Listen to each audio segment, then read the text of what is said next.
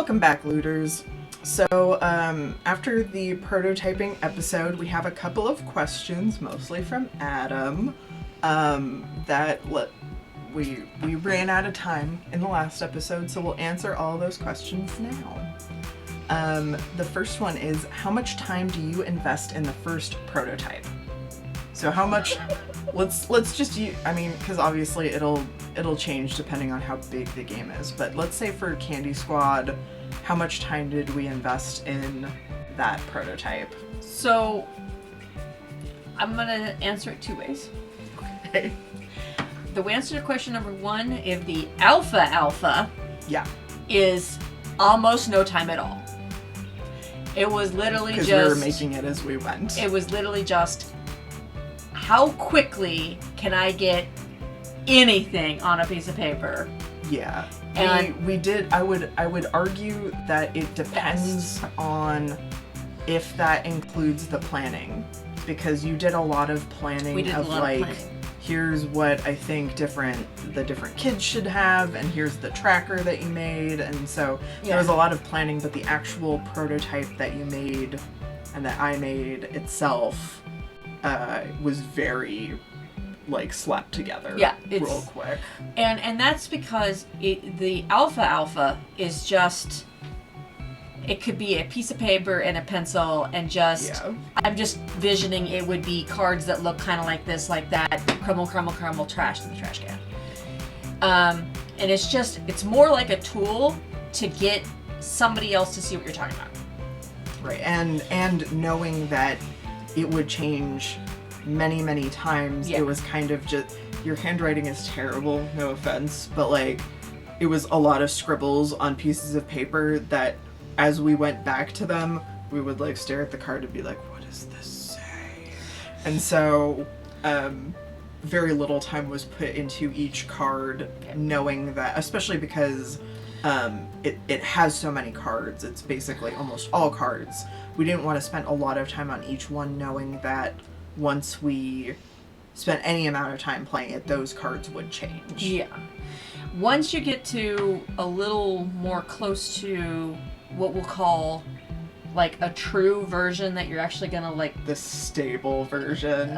But you're still in alpha, as in like this is nowhere near the game it's gonna be, but just... First glance. The first glance was very fast, and then once we were actually looking at it, it has an actual board! Congratulations, here's a board! Once we got more closer to that, then we spent a little more time writing words. It has real words on it. It's not just blank pieces of paper that we're handing to each other. Or shorthand. When do you know it's time to move on to a more produced version of your prototype? So the example was something that you've typed up on the computer and printed out versus scribbles on your card. So when did we know to go from shorthand that we could barely read?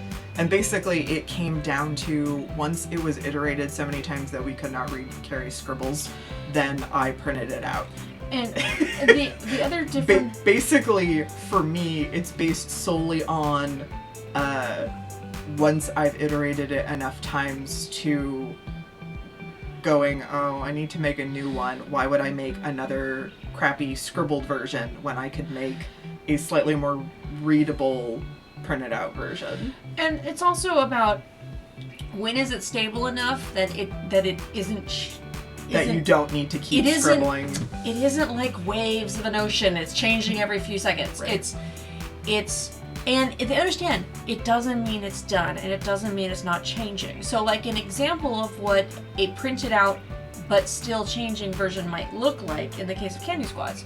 Candy Squad has aliens in it.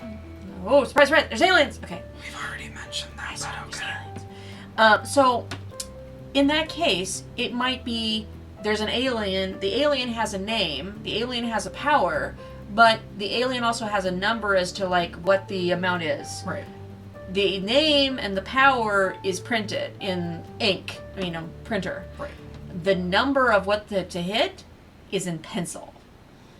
Because or that... whited out and rewritten in pencil. So that it because that number changes, but whatever it is and its power, the core concept will stay the same, but the amount to hit, that's going up and down all the time as we fine tune. Like, it needs to be a little higher, it needs to be a little lower, and just because it's printed on there doesn't mean it's gonna stay.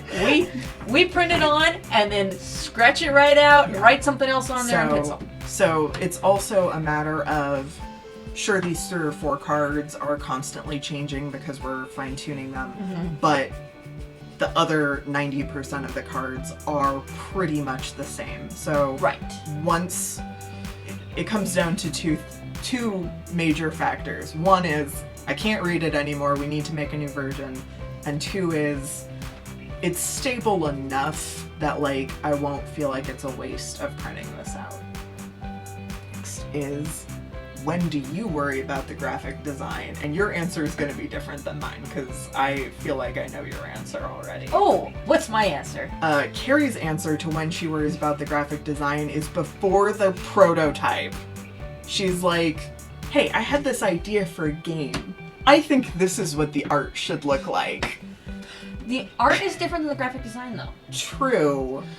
Because the graphic design is the layout and the whatever. True. But sometimes it is the same for you, where you imagine the presentation as a whole before you think about the mechanics. Oh, 100%.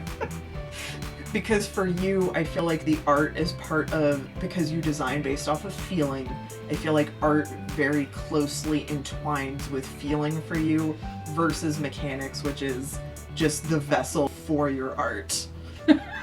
Whereas I'm the other way around, and I want to have pretty much everything done, but sometimes the way the prototype is made will actually inform me as to how the graphic design should be in the end. So for Candy Squad, as we're playing it, the way we're stacking cards on top of each other, I realized that the numbers had to be next to the name, because once you stack them, the number goes away. Yeah. So the number ended up moving from the bottom left-hand corner to the top right-hand corner, so that when you stack them, you can read both the name and the number. So to me, it's kind of an ongoing process. The game will sort of inform me about certain parts of the graphic design as I'm going. How far do you take a prototype before you show it to public playtesters? And this kind of will run into next week with playtesting. I personally get very embarrassed about really rough prototypes. I like to have my prototypes really, like, streamlined and ready to go, because I'm a very nervous public speaker, which makes YouTube a great venue for me. Love it. But for me, I want to make sure that I don't feel nervous or embarrassed before I show someone that I don't know my game, and even then I'm a wreck. You gotta just, like, bury that way down. So for me, it's like, I want my beta to be almost ready to go. I want to have it be where I'm just making sure that other people enjoy it, but the game is, like, stable and ready to be played without anything potentially breaking. And so for me, I can take it sooner than that to the public. But if I do take it sooner than that to the public, then I'm honest with them. I'm like, this is the status. This is ugly and not done. This is ugly, this is not done. And it's like, I'm going to tell you ahead of time, this is where we're at in the production cycle. This is very early, or this is very late, or here's the deal, mechanics-wise we're really good, but right now it's still in the ugly art, or... Well, and I feel like a lot of times, depending on where you take it for a public playtest, that will inform what you need, both the audience and what you need to tell them. So if your game is really ugly but kind of stable, you would feel different taking it to a group of other game designers versus complete, just like convention goers or people who only want to play a game. And that's one thing we should talk about in this spot, just a little bit here, is this concept that there's different levels of public. There's that I feel like is a really good topic for next time. I know, that's what I'm saying. It's just, and actually just to inform you about something you can look forward to next episode. There's different levels of public, as in just because I say I'm taking it to the public does not mean I'm walking up to people on the street and saying, "Yo, random stranger." You probably shouldn't do that anyway. But the point is that there are public who will come to you and say, "Hi, I am the public. I know this is still in playtest. I'd still love to play your game." Right. So, for you feel like you can take it really, really soon if it's people who are used to playtesting. Who are used to playtesting. They understand this. They understand the mechanics. They understand that the game is not done. Right. That you're still developing. Yes, so I take it early, but I take it early to people who are used to playing playtests. All right. That's a good answer. Okay. This one is kind of part of the graphic design one, but when do you start worrying about art and the thematic skin? Oh, I've already got thematics in a whole bunch of games that aren't designed yet. Yeah, that's where you start. I start there, and then I go forward. A lot of times for me, I worry about... I generally start designing around the theme, because that informs me of what that end experience is going to be for the player. So like for Candy Squad, I did not really worry about the art when we first started. I was really just focused on what I wanted people to feel while they were playing it and what that experience was going to be like. But I wanted it to, I always try and keep it sort of in the back of my mind of like, oh, hey, this would be a really good idea. Like if we're playing it and something pops up where I'm like, oh, we could have this character have this kind of thing going on, or like, here's a good item for the mood board. Like, I like to try and keep that constantly going, but I try not to let it bog me down as we're playing, because I know that things can change and I don't want to be married to a specific idea that might not make it to the final product. Yeah. I feel like for me, I do start early on the theme and the art. And the reason I start not drawn art, I mean art in here. Right. In here. Building up sort of a scrapbook in the mind, a scrapbook if in the you mind. will. Well, I think of it, and the funny thing is, I haven't actually done this, but I totally should, is more like how designers use like mood boards. Yeah. Where they'll come in, they'll be like, your new couch will be, and the answer is little they'll have like little scraps of fabrics that are buttons and yes. Yeah. And I think of it more like that, but in here. And it's a I very should do full that. mood board. Yeah, I should do that though. And I think that's a really good resource to give once you do decide that you want to commission someone for art way down the road, because remember, we're not there yet. We're not there yet. But one of the reasons why I do start early with that is that you understand the concept of what kind of player I'm trying to go for. Right. It helps inform your demographic. It's my demographic, as in, like, I want this to be a real cartoony game. Well, if it's a cartoony game, then I can tell you right now it's not high strategy. It's not, it really informs the demographic of who would even be playing. Because you go with the theme first, it helps inform of what mechanics you should or shouldn't be looking at. I'm looking towards this and not towards that. So you kind of, in comparison to many designers, you kind of design backwards, where you take what you want the end look of the game to be, and then you go, okay, well, this is cartoony, so we're going to take out this high strategy mechanic. We're going to take out... all the hidden movement is now gone. all the bluffing and Bluffing's social gone, deduction is social deduction's gone. We might have it be, some basic technique instead of excessive worker placements, things like that. Yeah. What are your goals when you build a prototype? I just want it to not cost me an arm and a leg. although you are even worse about that than I am. You are willing to spend a lot more money on a prototype than I am. Have as many stickers as possible. And that's why it costs her a lot more than it costs me. They gotta be pretty too. Pretty stickers. Sparkly stickers. Sparkly. Lots of sparkly. So in all seriousness, so what are the goals? What are your goals? Okay. My goals is just to get it into some sort of semi-stable fashion that essentially just for wear and tear purposes. Right, because you'll be playing it a lot in the first little bit.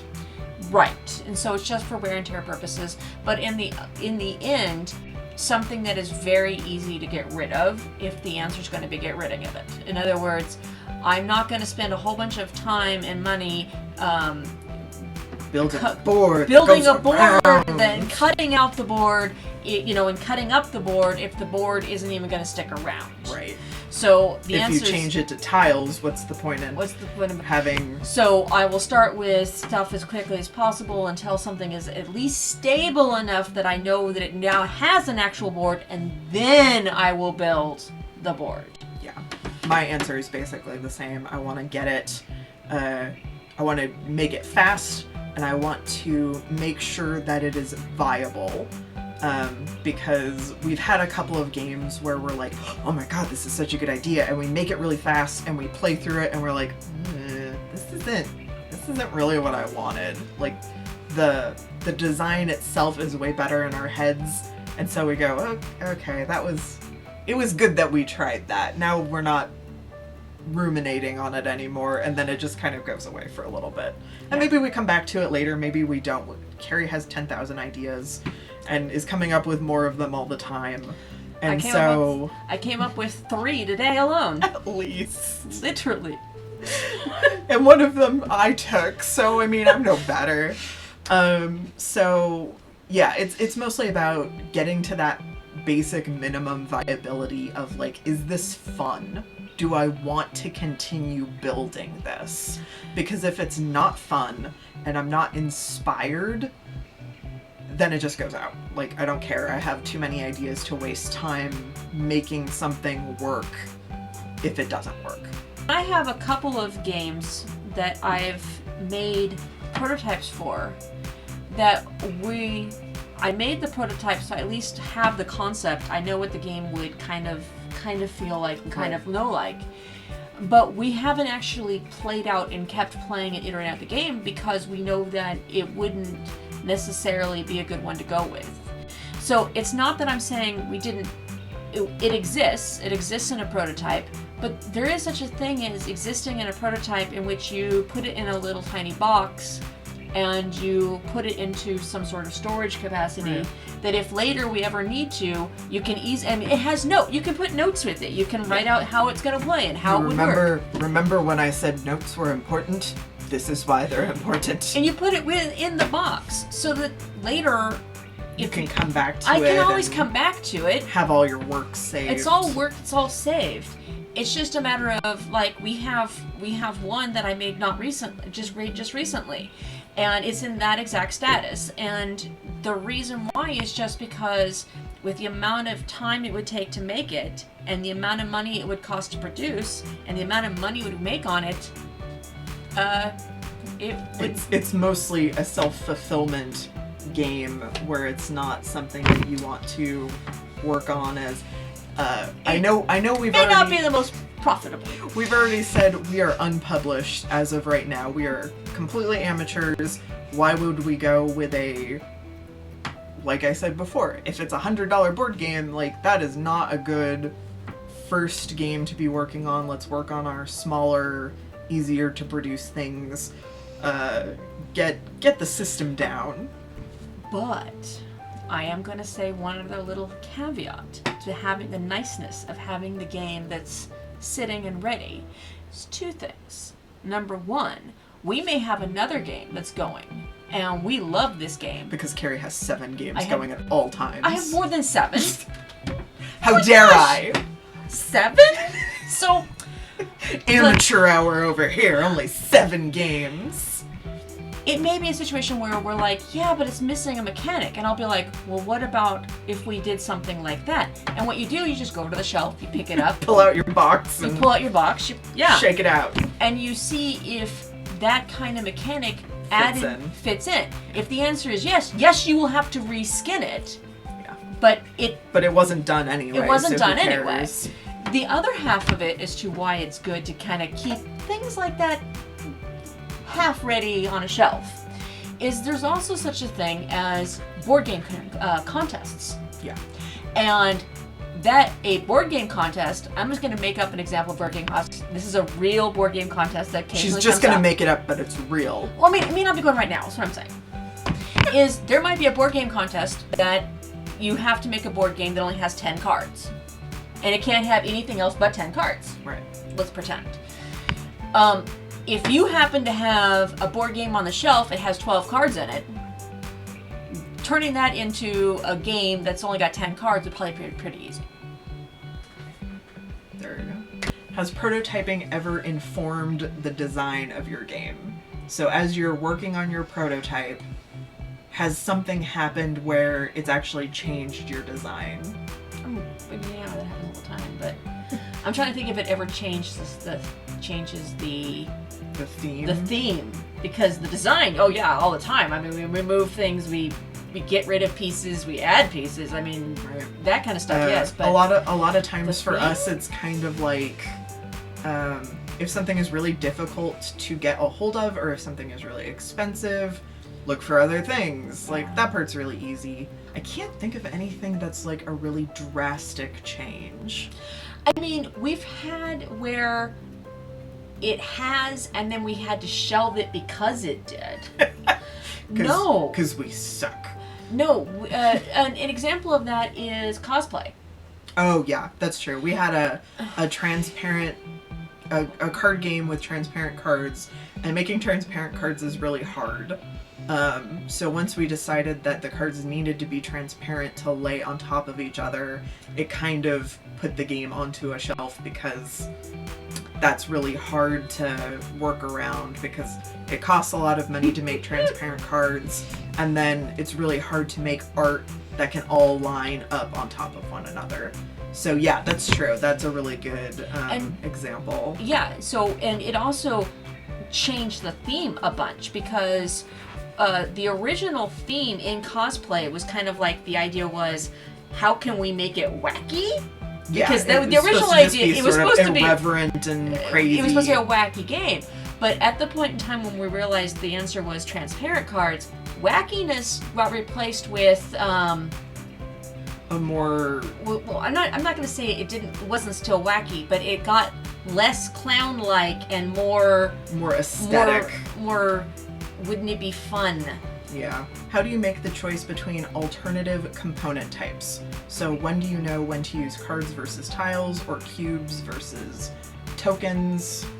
We tried them all. I would say Seriously.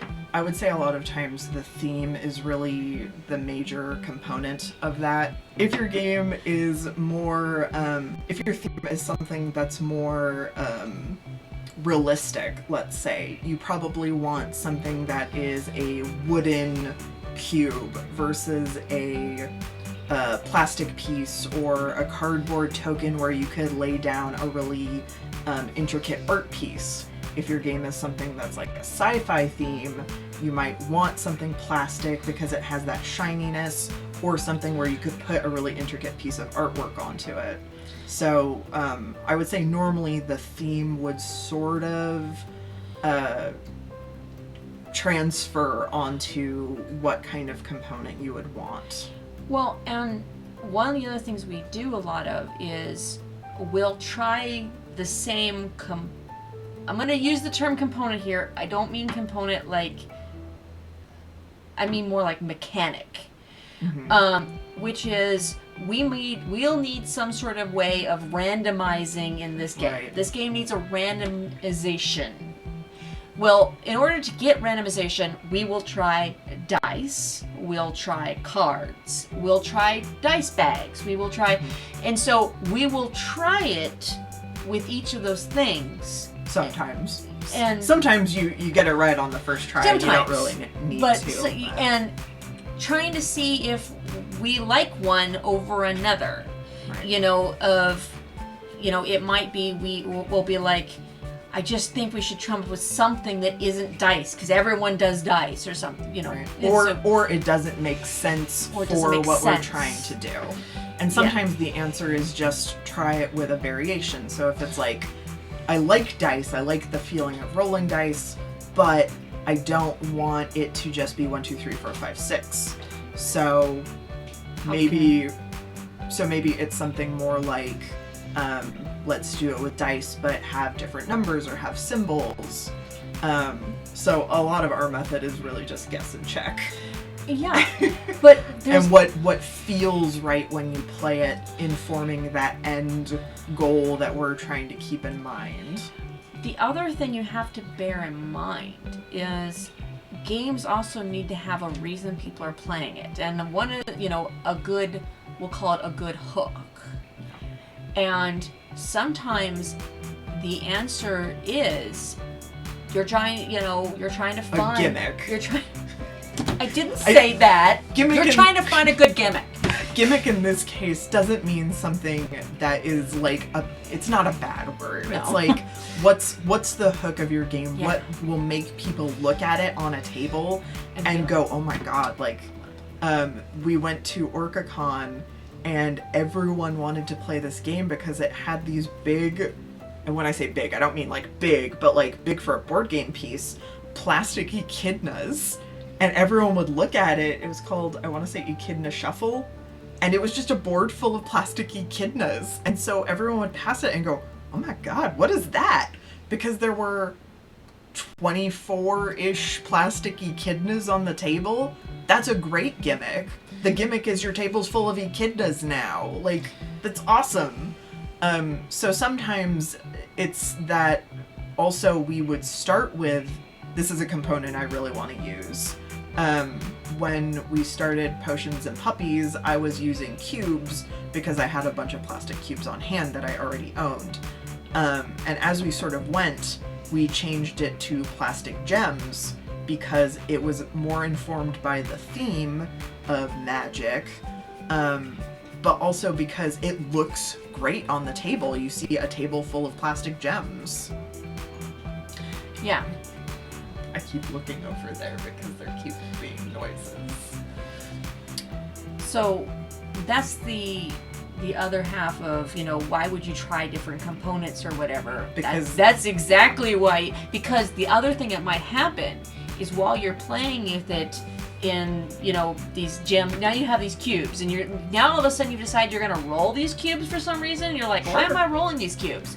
And then you realize, oh, it might be interesting if maybe there's different colors on each side of the cubes. Right. So now the component has actually informed the design again.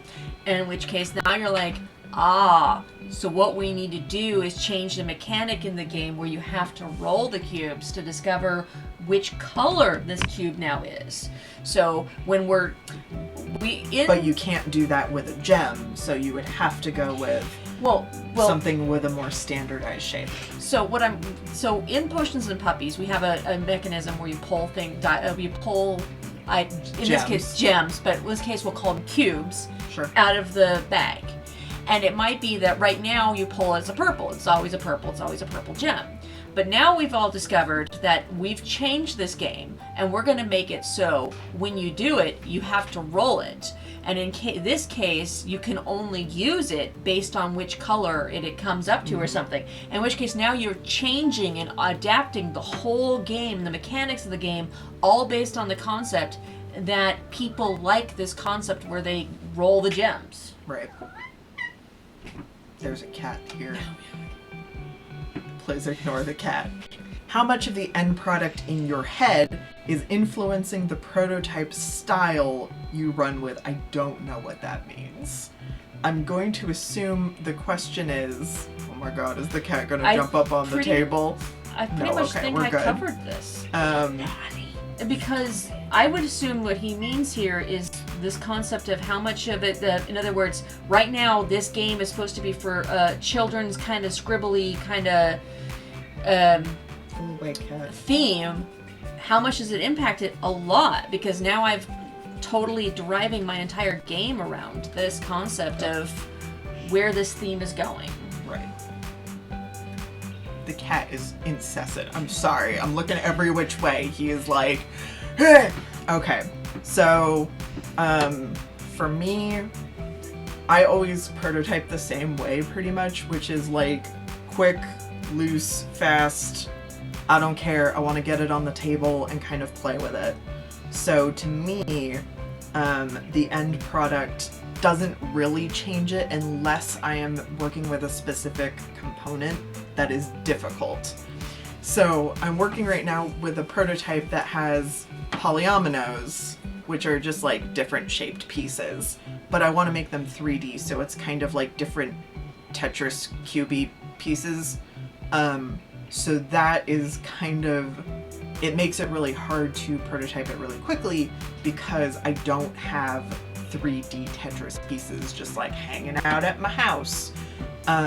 So it's leading to me working on other stuff first, and even though that's sort of a core component, I want to test the other stuff first and then come back to that once I have an easy way of prototyping that, which is probably just going to be me gluing a bunch of little cubes to each other. But it's meaning I'm taking my time and I'm sort of sketching it out, which I probably wouldn't normally do. All right. So the only other question we had is one that I have a really like wishy-washy answer for. Seth asked us, what is the most versatile and cost-effective prototyping company? I'm assuming that means like the Game Crafter, where like you send off your game and you get back a ready to play, looks very nice, official board game. And the answer I have is it depends on what's in the box. Different places will have different costs based on what they have a lot of in stock. So if you go to, it's always going to be expensive. You're going to be spending a lot of money per game because, sorry, there's a dog now, so we're just going to try and finish real quick. Based on what the company has in stock, it's going to change the price.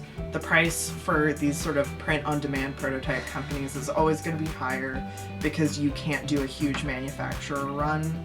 The game is going to cost you basically paying retail price for it because they can only make however many you're printing, probably like 5, maybe just 1.